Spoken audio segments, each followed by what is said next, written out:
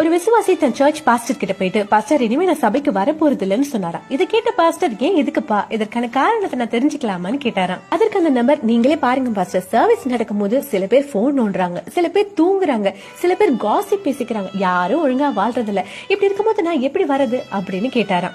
இதெல்லாம் பொறுமையா கேட்ட அந்த பாஸ்டர் அந்த விசுவாசி கிட்ட, தம்பி உங்க ஃபைனல் டிசிஷன் எடுக்கிறதுக்கு முன்னாடி நான் ஒன்னு கேக்குறேன், எனக்காக பண்றீங்களான்னு கேட்டாராம். அதற்கு அந்த விசுவாசி, சொல்லுங்க பாஸ்டர், பண்றேன்னு சொன்னாராம். உடனே பாஸ்டர், தம்பி நீங்க கிளாஸ் ஆஃப் வாட்டர் எடுத்துக்கிட்டு நம்ம சபையை 2 முறை சுத்தி வாங்க, ஆனா அதுல இருந்து ஒரு சிங்கிள் டிராப் கூட சிந்தக்கூடாதுன்னு சொன்னாராம். அந்த விசுவாசியும் ஒரு டிராப் கூட சிந்தாம சபையை 2 முறை நான் சுத்தி வந்துட்டேன் பாருங்க பாஸ்டர் அப்படின்னு ரொம்ப சந்தோஷமா சொன்னாராம். உடனே பாஸ்டர், ஓகே, இப்ப நீங்க நடந்து போகும்போது சபைக்குள்ள யாராவது தூங்குறதையோ இல்ல காசிப் பேசுறதையோ இல்ல போன் பேசுறதையோ இல்ல தவறா வாழ்றதையோ இப்படி ஏதாவது பாத்தீங்களா அப்படின்னு கேட்டாராம். அதற்கு அந்த விசுவாசி, இல்ல பாஸ்டர், என் போக்கஸ் எல்லாம் இந்த கிளாஸ் மேலயும் இதுல இருக்க தண்ணி கீழே சிந்தவே கூடாது அப்படின்றதுல மட்டும்தான் இருந்ததுன்னு சொன்னாராம். இதுல இருந்து அந்த பாஸ்டர் என்ன சொல்ல வராருன்னு உங்களுக்கே புரியும்னு நினைக்கிறேன். இப்ப நீங்க சொல்லுங்க, உங்க போக்கஸ் யார் மேல இருக்கு? மற்றவர்கள் பண்ற குறைகள் மேல இருக்கா இல்ல ஆண்டவர் மேல இருக்கா?